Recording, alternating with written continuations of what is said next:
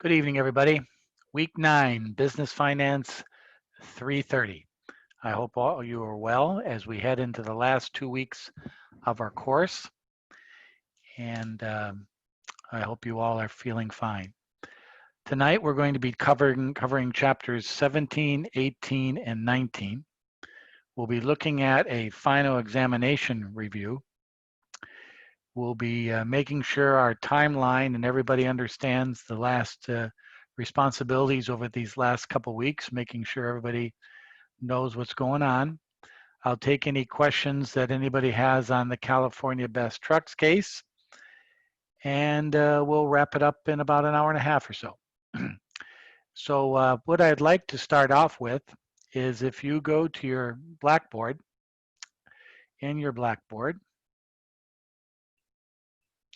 you go to week 9 this week, corporate financial planning. You'll see a little bit of timeline here for the final 2 weeks. In these last 2 weeks, 45% of your course grade will be determined. 45%. Assignment 4 is will be posted within the hour to Blackboard, is worth 10%. 15% is to the California Best Trucks case paper. 20% is the final examination. The assignment 4 will be posted this evening. You have, it's all a multiple choice assignment, no calculations, none of that, just multiple choice definitions on chapters 14, 15, 16. Assignment 4 is due next Monday evening, August 10th. California Best Trucks case paper is due Sunday, August 16th, along with the final examination. Your course evaluations for this course are due on Wednesday, August 19th, and your final course grades will be posted to Blackboard on Friday, August 21st. If you complete your evaluation, you'll see your final course grade on the 21st. If you do not do a course evaluation, it has no representation of your grade whatsoever. You just don't have the luxury of seeing it about 2 weeks early before the registrar will post it to your Mind Laverne in a couple of weeks. So that's the work we have to do over the next couple weeks. Just make sure everybody's aware that there can be no extensions beyond August 16th because the grades are due that week. Will not be able to grant any extensions. So plan your time accordingly. We have a variety of review sessions coming up in our class. In addition to our office hours, which are every Thursday from 3 to 5 for the next 2 weeks. If you look in your Zoom YouTube links file folder in Blackboard, you'll see a review session for August 8th, this Saturday, from noon to 1:30 p.m. There's the link to that session. Miss Rodriguez, you were in there earlier today, snooping around. I saw you. But the review session is this Saturday at noon. I will be recording it, so if any of you don't want to have other plans, and naturally it's Saturday, I totally understand that. This is not a mandatory review session. I will record that review session and post it to Blackboard. But this review session is some time allocated on a weekend where you can ask me questions in regarding to assignment 4, the California case paper, and the final examination. Final examination, you have an outline, and I'll go over that in just a minute. The actual examination will be posted a week from today. Check that. I'm going to post it on Sunday. I'm going to post it on Sunday, August 9th. So you have exactly 1 week to do it. So I'm going to make a note to myself for that. Why wait to Tuesday? I'm going to post that on Sunday, August 9th, the final examination for you to do. That might make your time a little bit better managed for that. Okay. So I'll make a note, August 9th, I'll post the final. So there's this review session. Also next week in class, we're going to spend a few minutes on chapter 20, which there is a question involved in that in the examination, but also the rest of that class will be devoted to any review questions any of you may have. Now, I've already talked and already seen some files from many people in regards to the WACC calculation and that sort of thing. So if you feel like you need to show me that, please go ahead and I will get back to you on your work and how you're doing, so we can do that as well.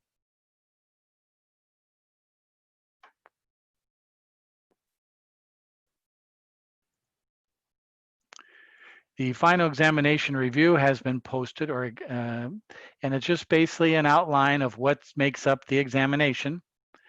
You'll have some multiple choice definition questions on the first chapters 1 through 9.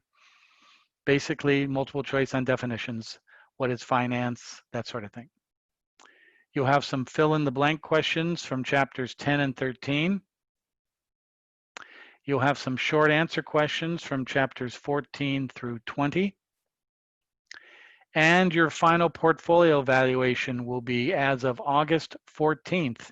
That Friday, you'll do one last spreadsheet on your portfolio as of the close, excuse me, as of the close of market on Friday, August 14th.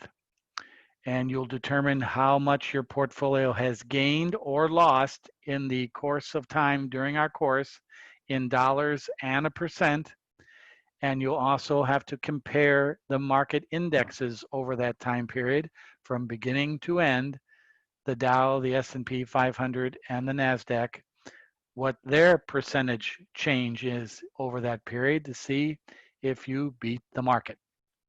And that'll be our final portfolio to determine our class Wolf of Wall Street. And that'll be the final question on the exam. The examination will require you to put that portfolio in a spreadsheet, not PDF, a spreadsheet. So the final examination is covered, but basically you have the assignments through the first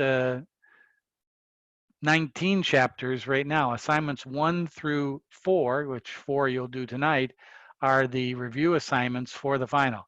I think I mentioned at the very beginning of class, if it's in an assignment, it is in the final. So you have that to prepare for that examination. In all fairness, because you're doing a lot of work these last couple weeks, the final will be designed to be fairly quick.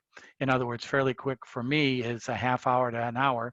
Fairly quick for you will probably be an hour and a half to 2 hours, but not a major evening assignment that you have to spend 6 hours on trying to sort out.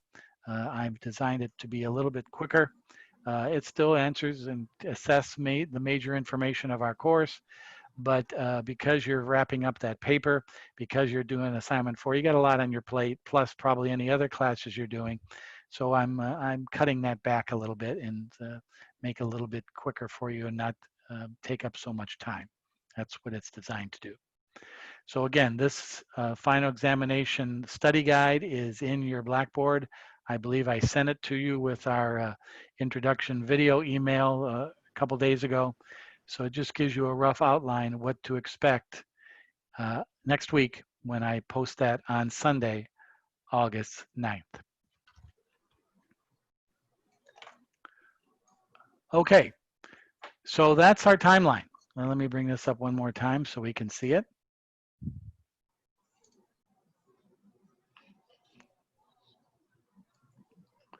That's what we have to do these next couple of weeks.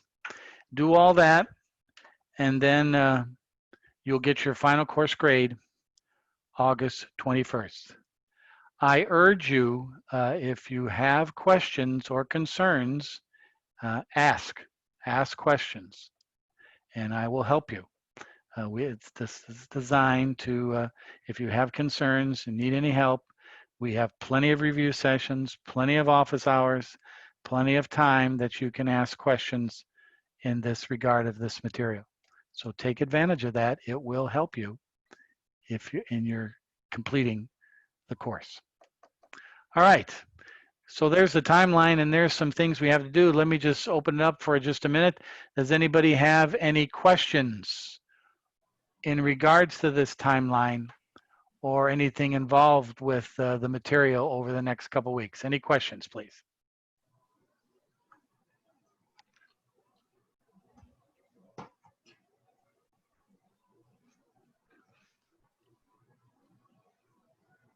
Okay. Very good.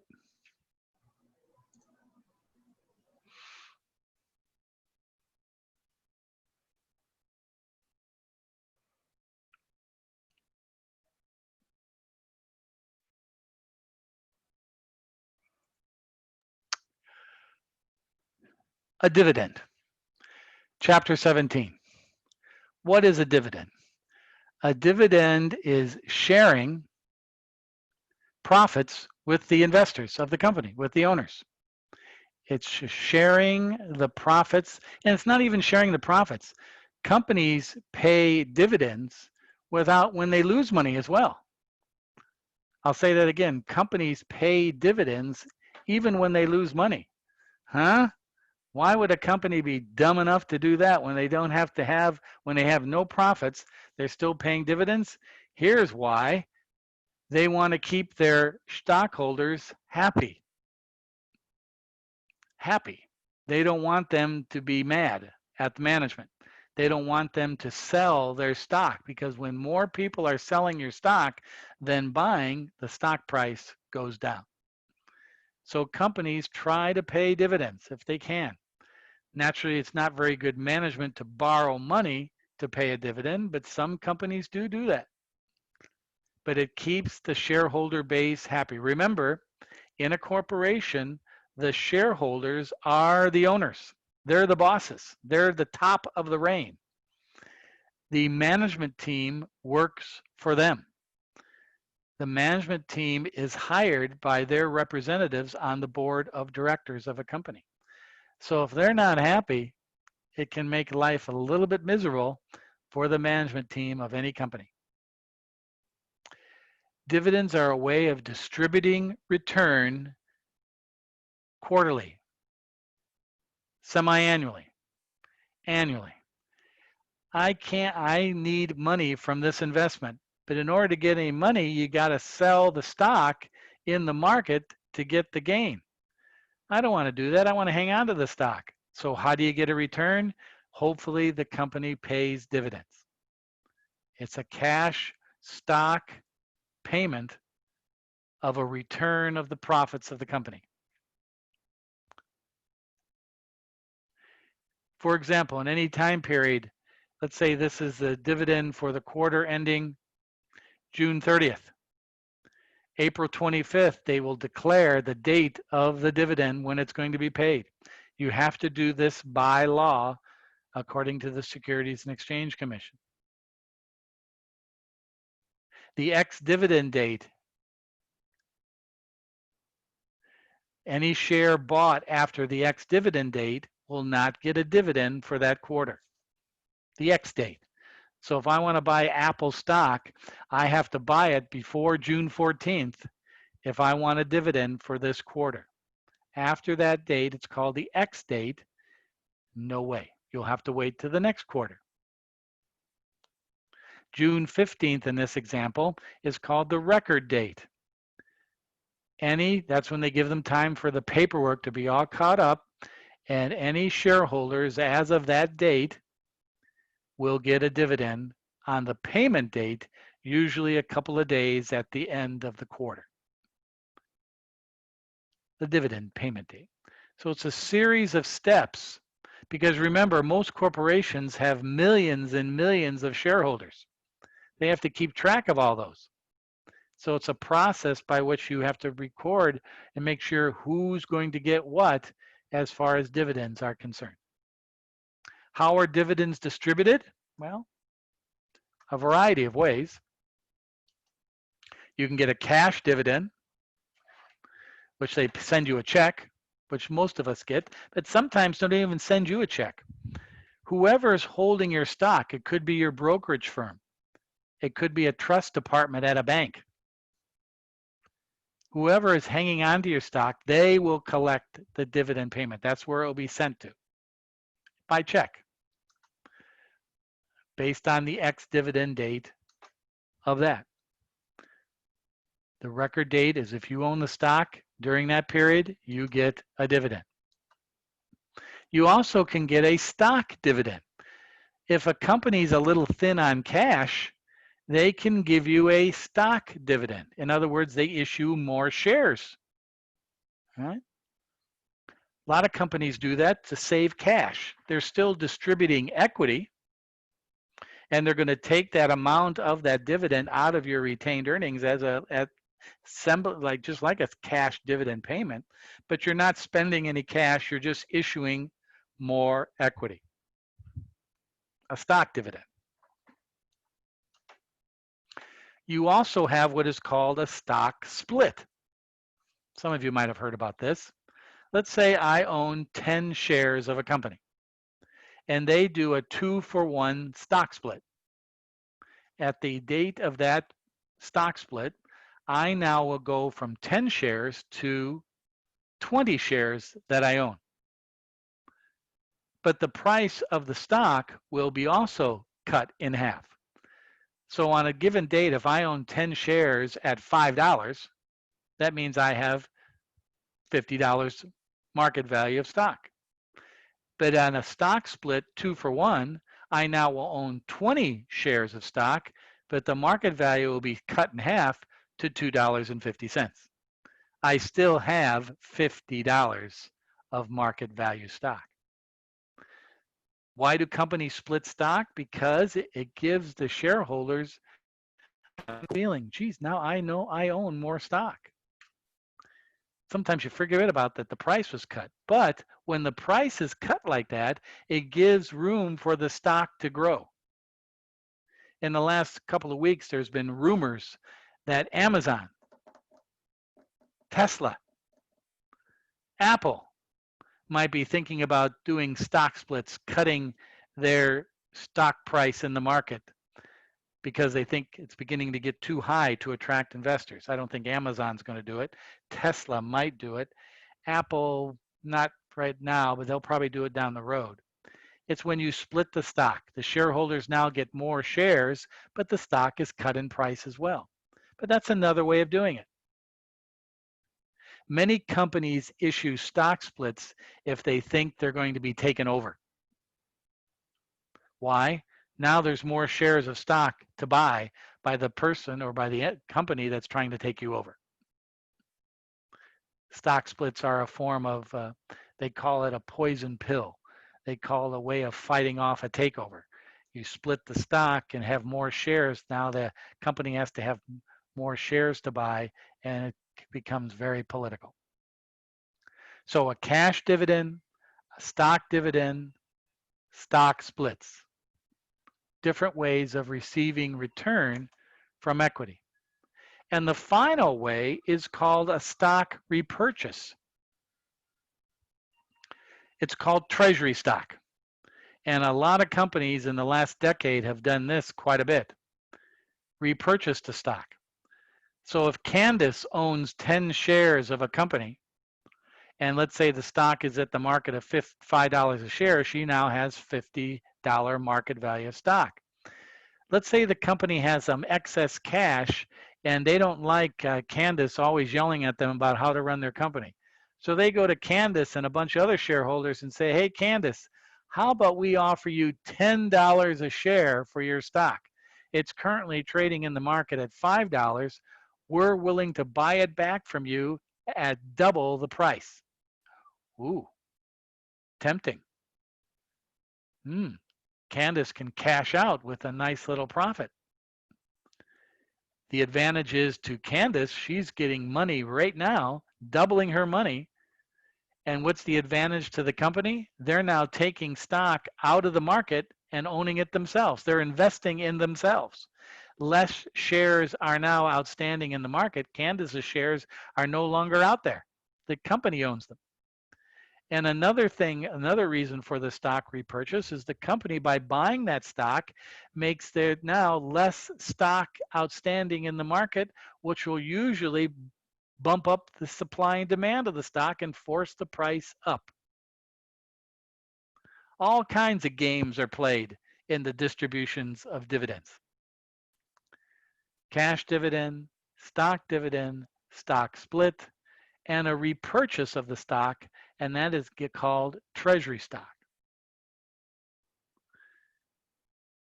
How companies manage this is very important in two ways. It manages cash flow, but more importantly, it manages the relationship between you, the managers, and the owners of the company. How I get a return before I have to sell the stock. The company will distribute that return in a variety of ways. Very important. And as you all become fancy and wealthy businessmen and women in the future, you're going to have investments in stocks, and you're going to want to probably invest in some companies that have a history of paying a lot of dividends. It gives you cash flow as an investor. That's an important quality. Let's turn to a page in the textbook.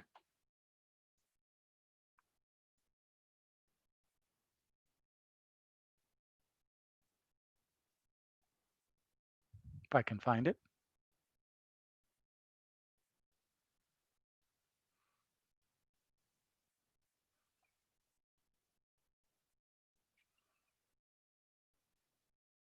There it is.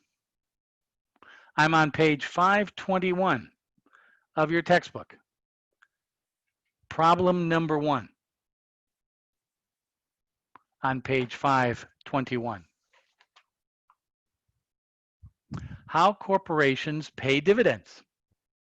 Nice name for a company. Cash Cow International paid a regular quarterly dividend of 75 cents a share. Match each of the following dates to the correct term. May 7th, the earliest date, would be E, the declaration date. The earliest date is when they declare that a dividend will be paid. June 6th is the last with dividend date.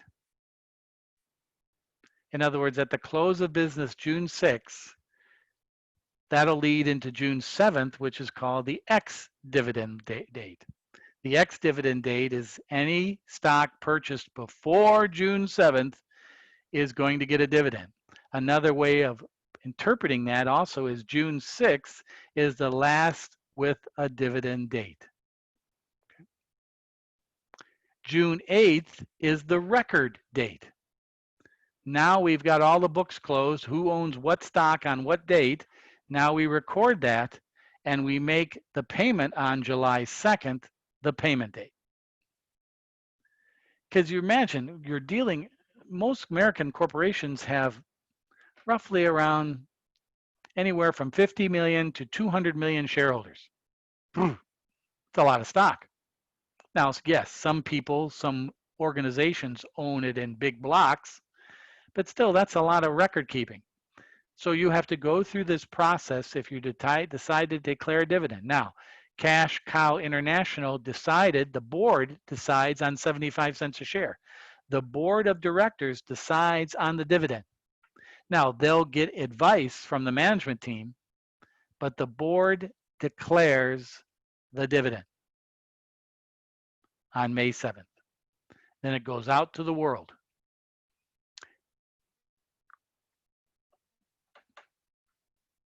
Question number 2 on that page. How corporations pay dividends. True or false? A corporation cannot pay a dividend if its legal capital is impaired or insolvent. In other words, if a company is broke, they cannot pay a dividend. The answer is true. In other words, if you have an insolvent company or very little equity, very little assets or cash flow, you cannot declare a dividend. It's breaking the law. B, the effective tax rate on capital gains can be less than the stated rate. And that's true as well. You get it sometimes with certain companies, you get a deduction for a capital gain depending on the business. If it's a defense contractor, you get a capital gain. You sell the stock and you make a profit. You can deduct a little bit of that profit on your taxes because the defense industry is considered there's a word for it, I'm going to come up with it, a very influential company. They need you to trade with them, own them, buy their stock. And so the stated rate can be, the tax rate can be a little bit different. Managers and investors are more concerned with dividend changes than dividend levels. Correct, true. Here's an important thing. If a company this quarter pays a 50-cent dividend, and then next quarter pays a $1 dividend, and then next quarter pays 10 cents, investors are not going to like that. They're not going to like that up and down of different dividends. Investors like consistency in management. So if a company declares 50 cents a dividend this quarter, they're pretty well looking at 50 cents or a little bit higher for the rest of the year, and maybe even to the next year. They're not going to drop any lower than that. So that's why they pick a fairly low amount, and so they don't get into that trouble. Investors do not like changes in dividends. They like consistency. It shows that the management is efficient, taking care of things. D, future stock price will be higher when a corporation distributes cash by repurchases rather than cash dividends. Well, in the book says false. The book says false, but it's my history with a lot of companies that stock price usually goes up when you repurchase stock because it takes shares out of the market and makes the existing shares in the market a little bit more in demand. So that's I'm going to have some debate with the old textbook publishers on this one. I think the stock price usually will go up, and that's how I'm going to call it in this example. But not to worry, you guys aren't going to get this question in anything anyway, so don't worry about it. E, stock dividends increase the number of shares that investors own and therefore increases shareholders' wealth. Well, it does increase the number of shares that they own, but the wealth does not change because you will match the stock dividend with the current par value of the stock, and it's basically a wash. The only way you're going to get money out of that is if the stock price does go up in the future. But when a stock dividend is issued, you do not own more of the company. Basically, you own the same amount because everybody is getting the same increase. F, by increasing the number of shares, stock dividends dilute each shareholder's interest in the company, and this is the same as E. No, everybody's shares go down together. Your same value, the same equity value of the company stays the same. So that is also false. When all the investors get a dividend, either or repurchase the stock, treasury stock, if everybody does it, the value stays the same. There's no gains or losses at all as far as your ownership. Where you'll get the gains or losses is over time in the future. If the stock price changes, hopefully goes up, and then you'll get a bit available to get more money out of the deal. So this can get very confusing, but this is the way that companies communicate with investors. How do I communicate with my investors? Who are my investors? You guys, you're the students. And how do I communicate with them, with you? Letting you know how things are going, what's going right. I give you a grade. I grade you. I assess you. The grade for companies and their performance is stock growth and distribution of dividends. How they distribute the wealth to the investors. If they keep doing that on a consistent basis, companies are going to attract investors and grow. If they're inconsistent, many investors are going to say, I'm not going to bother with you guys. I never know from one quarter, 1 year, what the hell you're doing. So they stay away from them. And that's an important part of dividend. Okay, those are key definitions from chapter 17 and the sections we were asked to read for that.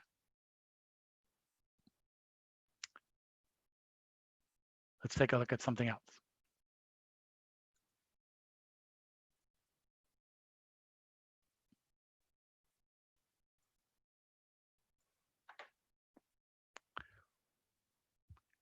Chapter 18. One of the biggest things that I've had a problem in my life, both personally and professionally, is financial planning. How do I plan for the future? How do you plan for 2021, 2022? How do you plan? Chapter 18 is about financial planning. Taking a look at your current financials and projecting out what your finances will look like in the future. And a couple of key points about financial planning. Just like you do with your own personal family budget, you take a look at the money coming in, money going out, any investment opportunities, but also what you want to do. What are your goals for 2021? I want to pay off this stupid car loan. I want to invest in real estate. I want to just have enough money to save and be comfortable. I got to be very conservative because I don't know what's going to happen with my company based on this pandemic stuff this year. What's going to happen in 2021? I have no idea. So you have to analyze your choices of what you want to do before you can plan.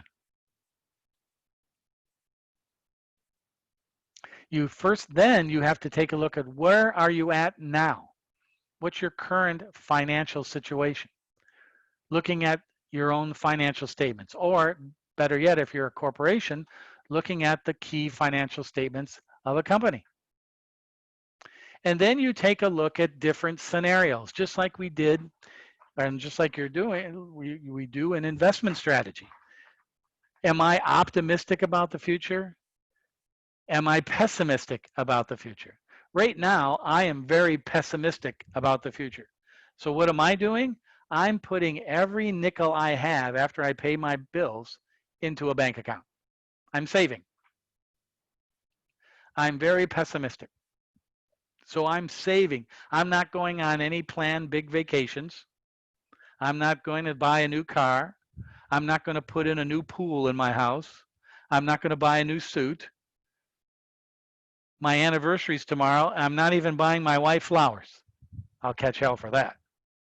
But I'm being very conservative in my management because I'm pessimistic about the future. Well, what do you think American corporations are about these days? They've laid off a lot of people. Their market shares are dropping. The S&P 500 in the quarter ended June 30th had an average of a 40% drop in revenue. Very pessimistic future. And all of that relates also to our coming election. Hell, they can't even figure out how we're going to vote yet, let alone have a strategy of who's going to be doing what in the new administration. That's making people very pessimistic. I don't want to be bothered with this. Let's just keep Trump in office and I'll deal with his strangeness, but it's okay. I'm working now. I got money. Everything's fine. Or other people are going, you know, this guy's a whack job. Get him out of there. Let's see what we can do. There's the country right now. But the same thing in American business. Some companies are pessimistic. Some companies are very optimistic. Oh, I think everything's going to be fine.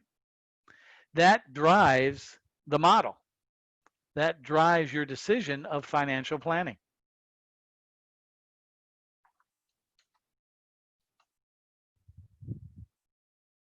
Why do I build financial plans?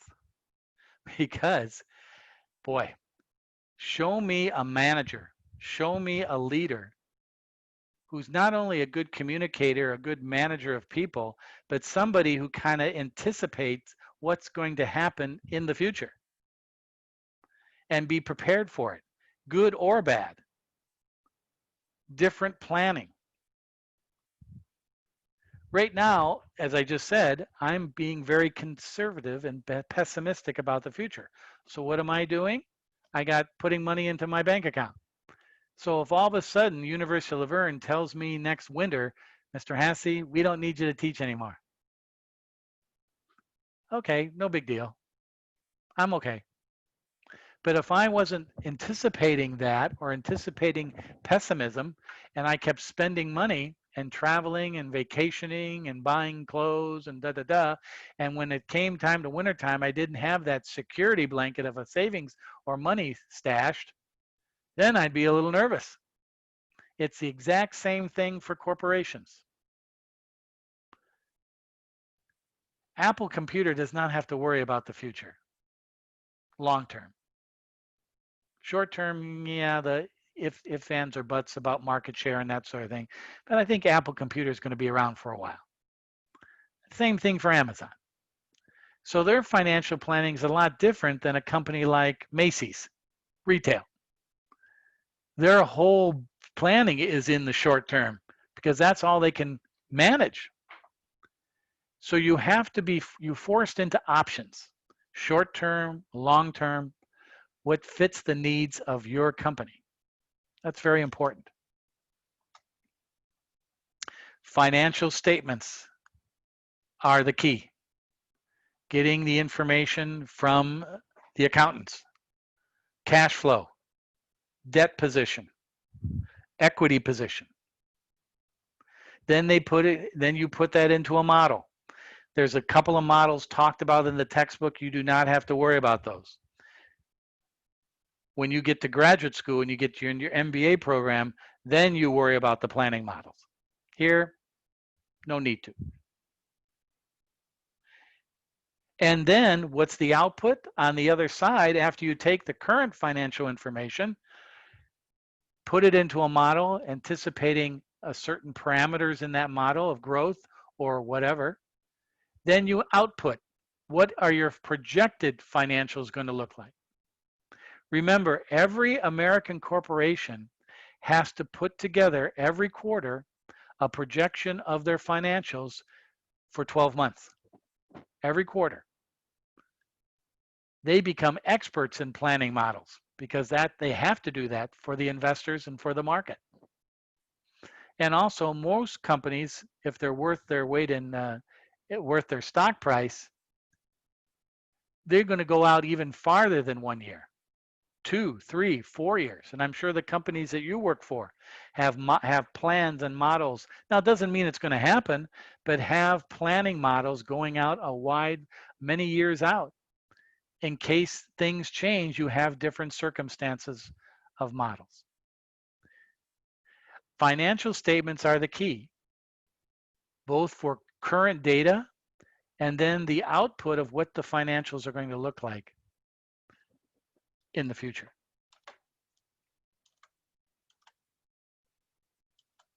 Sometimes you hear the expression pro forma. Pro forma is saying, okay, here's my balance sheet. I anticipate a growth rate of 5% next year. Everything is going to be increased by 5%. That's a pro forma. Kind of not too scientific. Then you have percentage of sales method. That's another model of planning. Sales you get from your marketing and sales team where the industry, where your market is trending for sales forecast. Is there going to be a slowdown next year, or do you anticipate a slowdown this year to pick up again next year? It's all based on sales growth.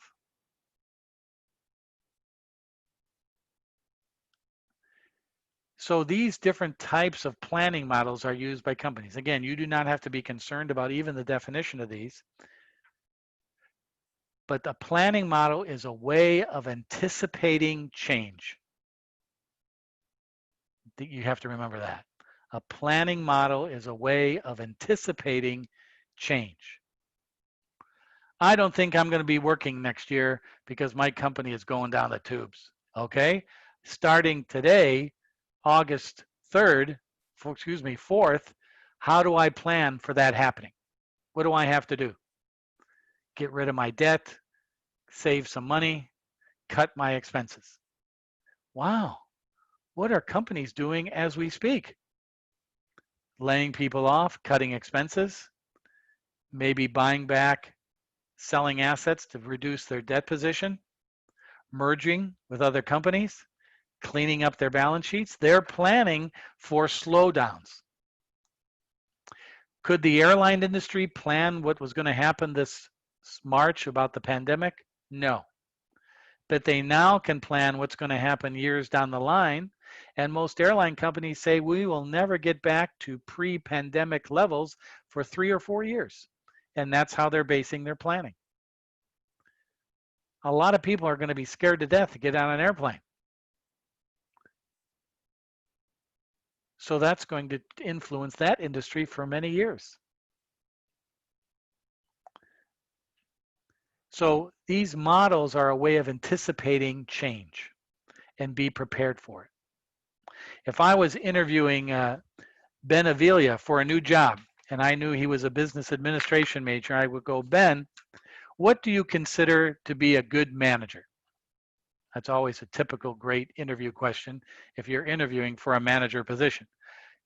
Ben, tell me what you think would be a good manager.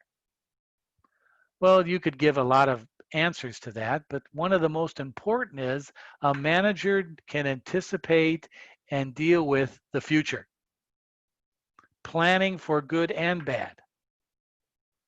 And then the manager is worth their salt if they can communicate that planning to their workers. That's one of the qualities of being a good manager. We've used this expression earlier in this class. You ever sit in a meeting with somebody at your company who's running the meeting and they have no clue what the hell's going on? They can't run a meeting. They have no plan. They don't know what's going on now, let alone what's going on in 3 months or a year. Not a good manager. It creates tension. It creates fear. It creates disloyalty among the staff. That's trouble. A good planner is somebody who knows how to do that.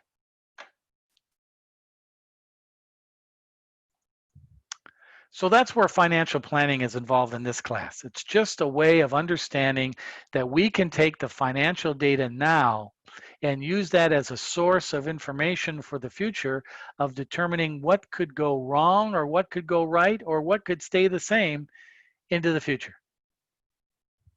One of the reasons why a lot of you guys are in school getting a college degree is this is a way of planning. You're planning for your future, your family's future, your professional future, even your personal future. The short-term planning is I got to get an A in Hassie's class. The short-term planning is how am I going to pay for this sucker? The long-term planning is, okay, once I get my degree, am I going to stay at the company I'm with now? Or am I going to go try to find a new job with these new skills in the market? Or am I going to go start my own company? That's the long-range planning. Short-term is liquidity, management today. Long-term, okay, what am I going to do with this? Where am I headed? And that's the key aspect of financial planning.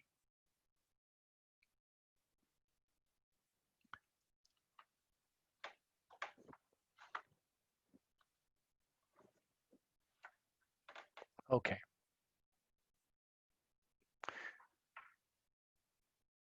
Now remember, go back to Blackboard here, guys, just a sec.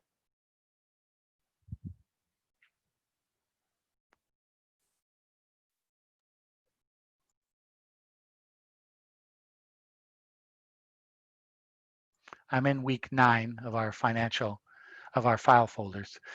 For people who came in late, there's the timeline of the next couple of weeks, your responsibilities. There's my introduction video of a couple of days ago. There's our agenda. Here's the final examination study guide, which you can also download. These are files. And then they talk about financial planning. Well, we just talked about chapter 18. When we come back from our break, we're going to talk about chapter 19. More specifically, what is financial planning? As I just said, short-term or long-term. Short-term is liquidity, working capital. Long-term is how much, am I going to borrow something? How many years am I going to pay it back? A 10-year loan, a 5-year loan? And to equate that to what you all experience is short-term financial planning is using your credit card to buy something. That's short-term financial planning. Why? You know you got to pay it back in 30 days. Long-term financial planning is I'm going to buy a house or I'm going to buy a car and I'm going to take out a loan that I have to pay back over 5, 10, 15 years. That's long-term financial planning because I got to make sure I have the income, the budget to pay those loans over the long term. Short-term credit cards, I got to pay them in 30 days. That's an example of that. That's what chapter 19 is talking about when we come back from break. In our assignment number 4 this week, I have a question from chapters, there's 6 questions, 14, 15, 7 questions. No, 6 questions, 14, 15, 16, 17, 18, and 19. One multiple choice question from each chapter that talks about the key definitions of that chapter. That's assignment number 4 to review that. Okay. Now I know some people have come in late because of work and that related, so I just want to go over that a little bit.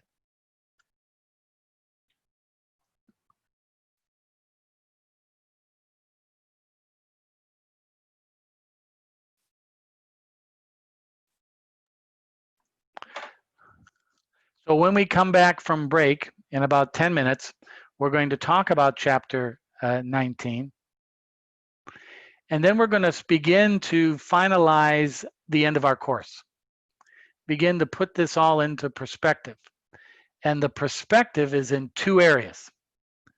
The California Best Trucks case and the examination in 2 weeks. That's the perspective of wrapping up the course. It's going to be centered around those 2 assessments. Can you put together a capital budget analysis and answer some questions about that in a paper? And 2, can you review the key the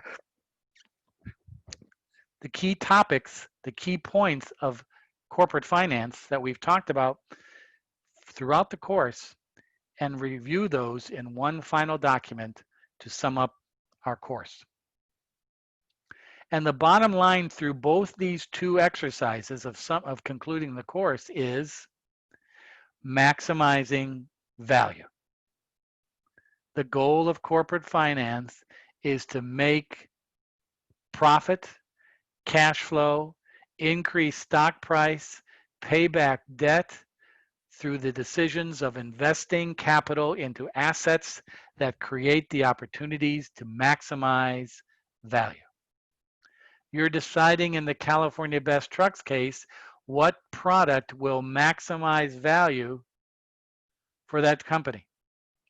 You're deciding and determining in the final examination review, or final examination, all different ways of maximizing value. And we've talked about that throughout our course. And that's how we conclude the class, by summing those up. Because then when you go on in your rest of your studies to a marketing class, to an HR class, to an IT class, to a organizational leadership or management class. These will all begin to tie in with your business administration because you're maximizing your goal in finance, and the goal in the managing a business is to maximize return. How do you maximize return? Through efficient marketing, through efficient HR, through efficient and quality organizational structure, having efficiency in your IT management. All these play a part of maximizing value. And that's how it all kind of course all wraps up into your business degree. I have a poll that I'll post while you're on your break. I'll see you guys back in, let's extend it a little bit tonight. I'll see you back at 10 minutes after the hour, 7:10. I'll see you back at 10 minutes after the hour. See you then.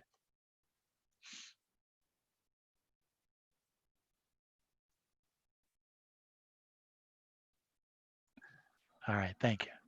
All right, I'll have to retrace my steps again. You know, I am so, okay, all right. Kind of like you guys, I can say this and you guys so don't get too upset, but there comes a point in time, you know, where enough of this online learning is enough. You know, get me back into the classroom. You know, I enjoy online, I really do. But I also really enjoy the classroom. And, you know, the restrictions that this places is, you know, I try to make it as user-friendly as possible, but a lot of it has to do with you guys, how much you want to be user-friendly. I can only do so much. And so it's difficult. It's hard. So I've had about enough of this online stuff, but guess what? In 3 more weeks, I got to do it all. 4 more weeks, I got to do it all over again. So that's the way of the world. So I guess we got to deal with it. So Erica, thank you. So let's go back.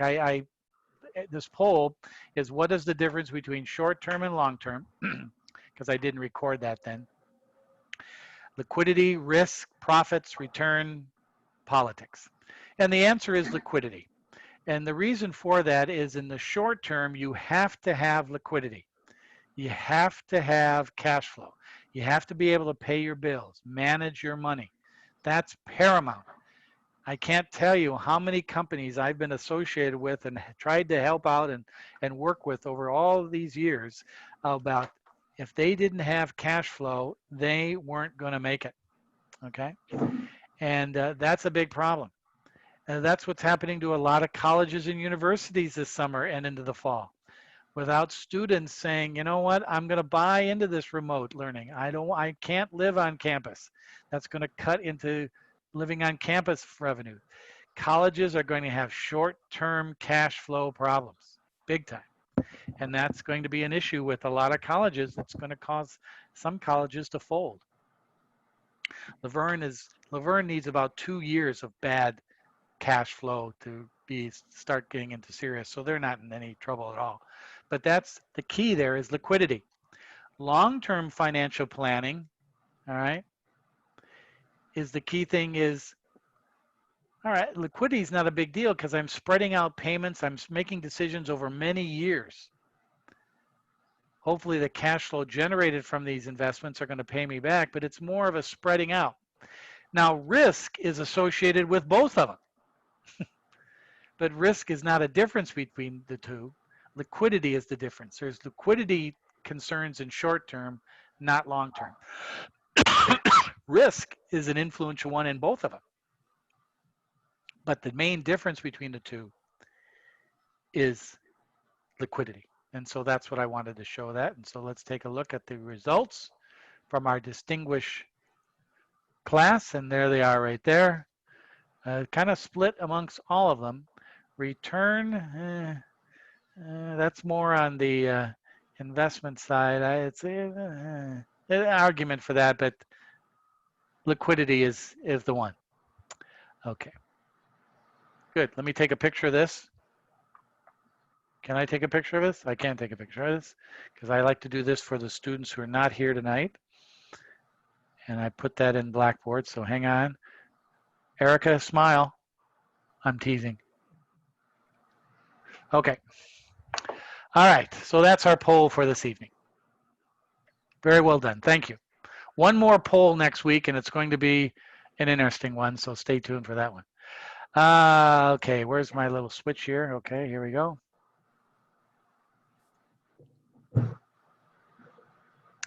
Okay. Chapter 19 is about what we were just talking about, short-term planning, short-term management, and that evolves around working capital. Working capital. If there's a couple of key phrases I want you to grab out of this class. One is, William, I had to mute you. I was getting some feedback. Okay, so I muted you, William. Is one of the couple of key areas of getting out of, and you'll see this on the examination, is maximization of value, management of understanding the financial statements, understanding the difference between short-term funds capital and long-term funds capital. And one of the big key ingredients of that is the definition of working capital. If a company doesn't have working capital, they're in big trouble.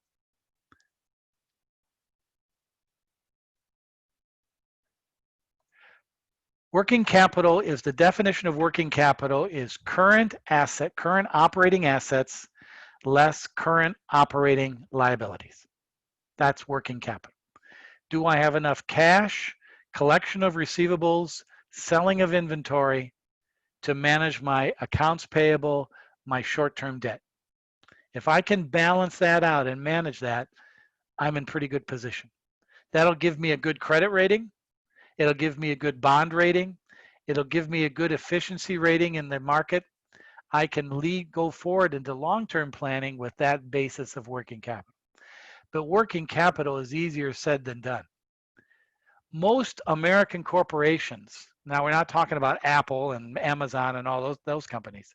Most American corporations have about 35 to 37 days of cash. After that, adios. So that means their working capital management of collecting receivables, selling off inventory, keeping debts, accounts payable monitored low, because you don't have that kind of luxury of working capital. And just think, you ever heard the expression under your own financial management? I am 2 missed paychecks away from being out in the street. You know, a lot of us are that way. If I miss a couple of paychecks, I have no working capital. I have no savings. I have nothing. If I miss 2 paychecks, I'm in big trouble. And a lot of corporations are like that. 35 to 40 days of available cash. After that, nothing. And that scares a lot of companies.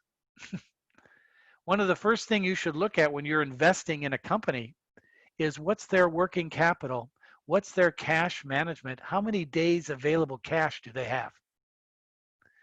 Naturally, if it goes out 60, 90, 100, that's good.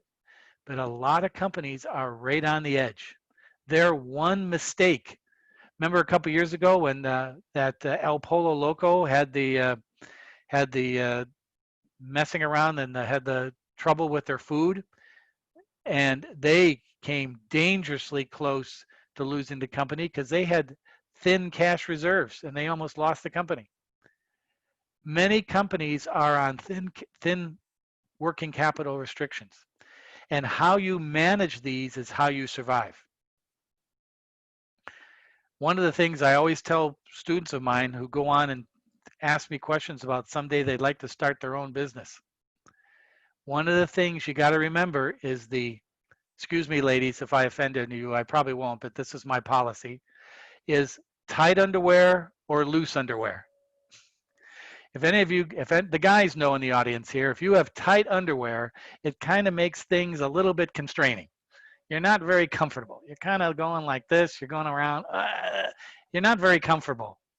If you have loose fitting underwear, you're a little bit easier. You always have a smile on your face because things are under control. And I'm sorry, that sounds a little gross, but it's not meant to be. Companies are exactly the same way. If they have very little working capital or cash, they're very uncomfortable. They're on the verge of trouble. A lot of companies don't have that kind of credit where if they have low cash balances, they can go to a bank and get a quick loan. They can't do that. So maintaining liquidity is paramount. If somebody asks you, "Oh, you just took business finance from Hassey.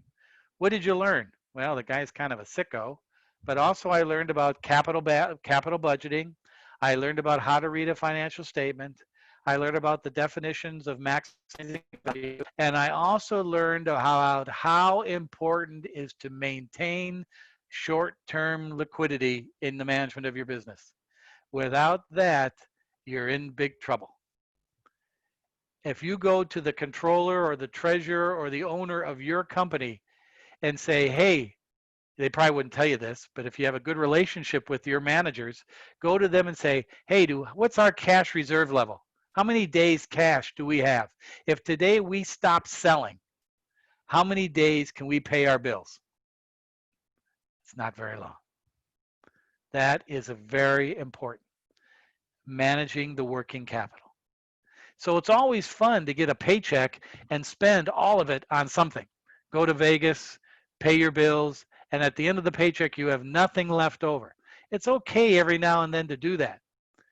But if you do that on a consistent level, one day something's going to change. You're going to get laid off. Your bills are going to go up. Something's going to get changed, and then you won't be ready because you have not maintained liquidity. It's exactly the same with corporations. And that's a very important trait to move on in your study of business is without that cash, big time trouble. Apple, you're going to laugh at this one. It's true. Apple has 3 years cash reserves. Apple could not sell a product for 3 years and still pay its bills. Still could keep the employees on the payroll. Still could pay their debt service. If they didn't sell anything for 3 years, they have that much cash. It's amazing. But most of us are not like that. Far from it. So working capital is the key. And without that, big time trouble. For example, here's a company's balance sheet. Dynamic Mattress Company. Very simple balance sheet. But notice, if you take a look at their working capital, all right, what's working capital? It's their operating current assets, cash, not marketable securities, but cash, receivable, and inventory. Their operating liabilities are debts due with 1 year and accounts payable. So notice they have quite a bit amount of working capital to the good. The problem is they have an awful lot of receivable and inventory. If all of a sudden they can't sell their product, if all of a sudden the people they do business with can't pay their bills, they might have a liquidity problem. And that doesn't mean it's going to happen today, but it means that you better be aware of that if you're a manager of this company. They got $30 million of cash, but they got $322 million of receivables and inventory. That's a lot of money tied up. So hopefully that's being paid off and they're selling inventory and that's good. But if something happens with the economy, like the pandemic, right? If something happens like an earthquake, if something happens like whatever, who knows? If you're doing business in a foreign country and the foreign government collapses and a new government comes in that's not very friendly to you or American companies, that's a problem. So that's one of the things that's involved in short-term financial planning is, okay, we got a pretty good working capital balance. We're in good shape, but most of our working capital, our assets are in receivables and inventory, and we still got to collect those things. That's a problem. Now, if they had $300 million in cash, no problemo. but they don't. And that's something you have to be aware of in your short-term management of your business. Are you collecting your receivables reasonably? Is your inventory coming and out, going in, coming out reasonably? That's important. The company has a pretty good income statement. They're making $73 million. They're paying out a dividend of $46.8 million. The rest of it goes into retained earnings. Pretty good. Their statement of cash flow. All right, cash increased by $10 million. They're making $107 million on their operations. They invested in fixed assets. They paid off some bank loans, increased some debt, paid dividends, sold some securities. All right, pretty good.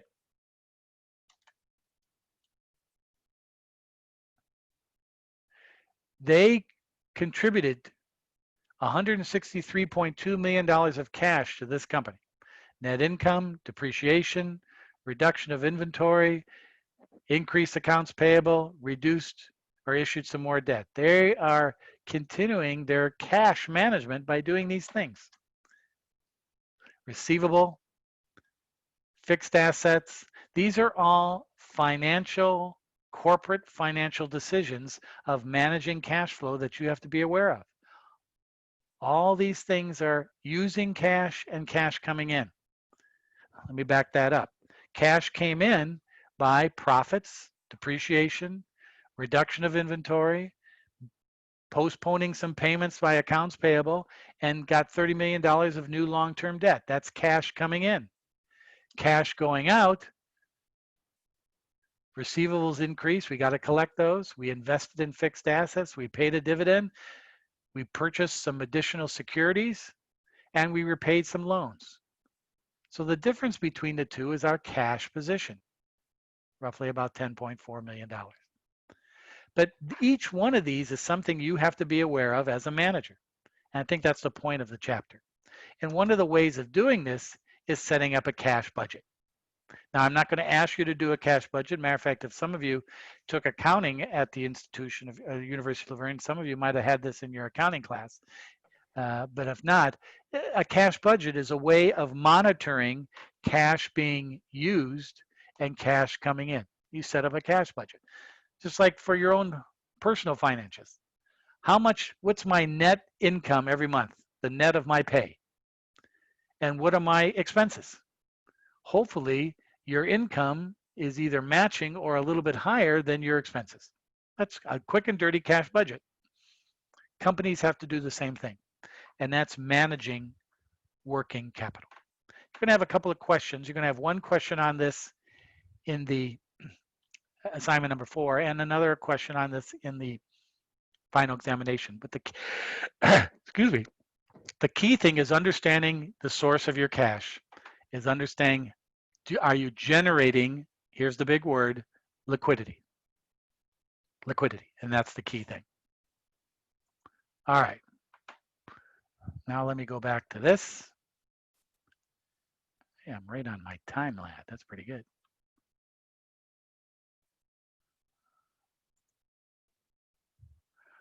Back to, where is it? There we go. Okay. I'm at the end of chapter 9 on page 564. I want to look at this one problem here. Two problems here, 1 and 2. Working capital management. How would each of the following 6 different transactions affect a company's cash and net working capital? How would these transactions, would it cash coming in or cash going out? That's the bottom line. Because if you know these things, it's important to the management of the short-term management of your liquidity. A, paying out extra $2 million cash dividend. Ooh, that's cash going out. You're spending cash, decreasing cash. Thus, net working capital is decreasing. B, customer paid $2,500 bill resulting from a previous sale. You collected accounts receivable. That's a $2,500 increase in cash, but no change in working capital. Working capital stayed the same. You collected the receivable, so the receivable went down and cash went up. But your cash increased by $2,500. C, paid $5,000 previously owed to one of your suppliers. All right, so you're dispersing, cash is being used $5,000, but working capital, no change. Cash is going out, at the same time accounts payable is being reduced. No real change. D, borrowing $1 million long-term and investing the proceeds in inventory. Borrowing $1 million long-term and investing the proceeds in inventory. So $1 million is coming in, but then $1 million is going out to buy inventory, so there's no change in the cash position. But working capital is going to increase by $1 million. Inventory is going up. Well, what about the long term? That's long-term capital. That has nothing to do with short-term funds. You're spreading that out into the future. This is a key point. Cash position is not changing. I'm bringing $1 million in and I'm spending it. But my working capital position is getting more attractive because I'm putting money into inventory and I'm spreading out that long-term debt into the future. E, borrowing $1 million short-term, investing in proceeds. Again, just like D, no change in the cash position. And in this case, because it's short-term borrowing, no change in the working capital position. You're borrowing money, cash is coming in, you're staying it right out, but it's short-term borrowing. And finally, F, selling $5 million of securities for cash. We're increasing our cash balance $5 million. No change in working capital because we're exchanging one current asset for another. So the reason I brought this point up is when people think about when companies have to decide how to clean up their liquidity, they have different alternatives. Ways of maintaining or loosening up your disbursements of cash, cut back, and ways of increasing your cash position by selling, borrowing long-term, not short-term. Different ways of creating working capital. Now, one last exercise along this line is here's a bunch of accounts for a company. Net income, dividends, additions to inventory, additions to receivables, depreciation, reduction in payables, net issuance of long-term debt. It asks you in this, create a statement of cash flow from the following entries. What is a source of cash and what is a use of cash? Well, the source of cash is net income, $1,500. A source of cash is issuing long-term debt, $300 million. That's cash coming in. A source of cash is selling fixed assets. Cash is coming in. A source of cash is depreciation. So these accounts are cash is coming in. Net income, depreciation, issuance of debt, sale of fixed assets. All four totally different types of things going on in your business. Revenue minus expenses, depreciation, non-cash, borrowing money long-term, selling off fixed assets. You add those four up, you get $2,490. The rest are deductions, uses of cash, dividends, additions to inventory, additions to receivable, reductions in payables.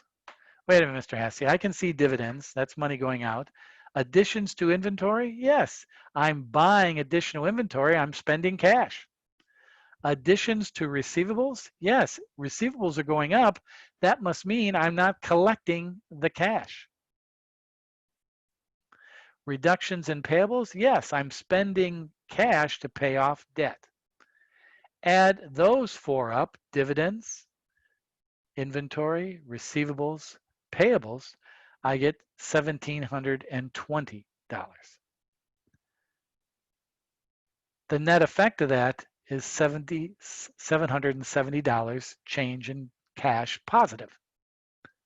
Now, I'm not going to ask you to do this, but I will ask you about what is cash, the definition of cash coming in and cash going out. Cash coming in is not only net income, but it's also the borrowing of money. Cash coming in is also depreciation, but also selling of fixed assets. Cash going out is dividends. Yes, I'm writing a check, but also inventory and receivables increasing. I'm not collecting the money. So different strokes for different folks, but this is how finance people monitor short-term working capital management, understanding the sources and uses of cash coming in out of the business. I would pay particular attention to these two problems for future reference, please. Okay. Now remember, sports fans,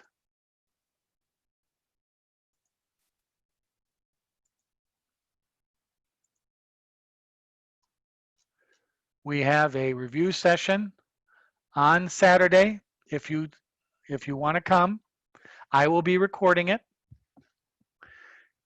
And you come with questions involving the three assessments you're dealing with these days: assignment 4, California trucks, and the final exam. And you can base your final exam questions on the outline I've handed. So a review session on Saturday. Remember, I'm going to go back a little ways here.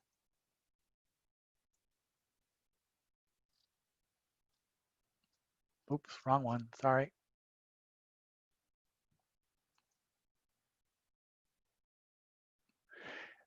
Remember that checklist for the California Best Trucks case. This checklist is in the California Best Trucks case file folder. A lot of you have done the WAC calculation because I've seen a lot of your work.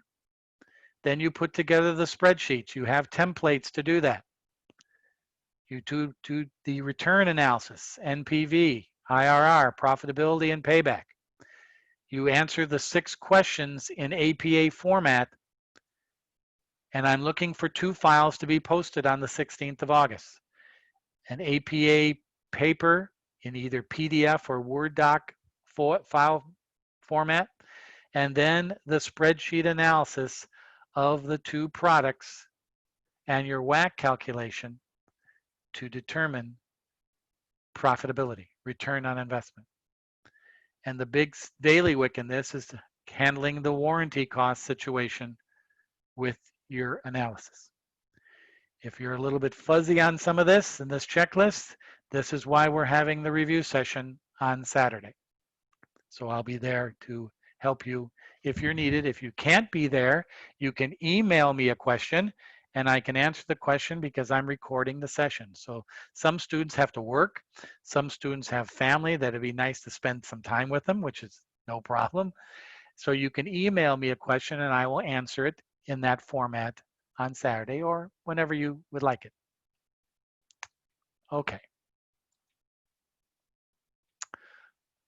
Again, also, for some of you, make sure you're paying attention to your grade cumulative average in this class. If you have any missing work, assignments, make sure you've talked about it with me. You've worked out something about that. You're fully appraised of what your grade is coming into these last 45% grades of the class. Make sure you're aware of where you stand in the class. And if you're fuzzy about that, nervous about that, stressed about that, let me know. All right? I've talked with some of you about this already. We've worked out some good planning, but others have said nothing to me. So I assuming you know what's going on and you have a handle on this. So if you don't have a handle on it, you're a little concerned, be sure to let me know and I will help you. We will talk about it. What's the score of the Dodger game? 2-0 still, San Diego in the 6th. All right. That's our class for this evening. I will post the recorded session probably early tomorrow morning. And I probably will see some of you Saturday or in our review session on Thursday. Hopefully, I'll see you in our last class on next Tuesday. And one last thing, in the assignment for this week, which is now posted to Blackboard, and the last page, I give you how to do the course evaluations if you've never done them before. Okay? Remember, the course evaluations help us prepare a better product for you, or acknowledge that the product is fine and you're happy with it. It's important for you to fill that out because it makes the program, it makes your experience in other classes hopefully better as well. So if that's it, thanks everybody. Be well. Somebody just scored? The Dodgers just scored. Very good. 2-1. And that's the latest from Sports Central here in Claremont, California. Oh, thank you, Kathy, for completing the course evaluation already. Wow, that's very nice. You shouldn't, that's a little bit too early, but I'm glad you did. Thank you. All right, everybody. Adios. See you all next week or down the road on the internet. Have a great week. Bye-bye, everybody. See you, Vince, Erica, William, looking good at that beard. Carl, always a pleasure to see you. Layla, nice to see you as always. How's that whack doing? All right, good. Ashley, you're in good shape. Lupe, Angels, disaster. Sorry, it's a fact. It's disaster. Yeah, good one. You're gonna have to deal with it. Sorry. All right, everybody. Adios.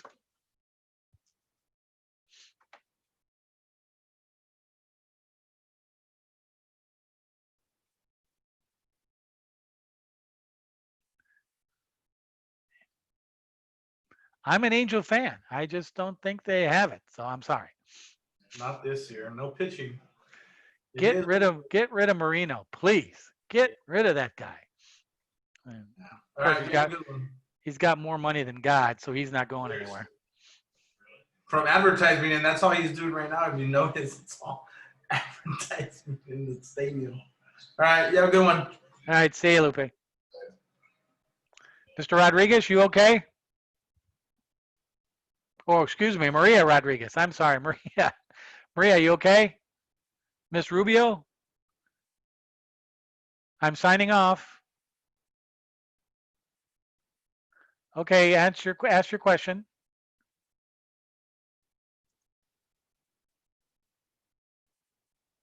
You can't turn on your mic?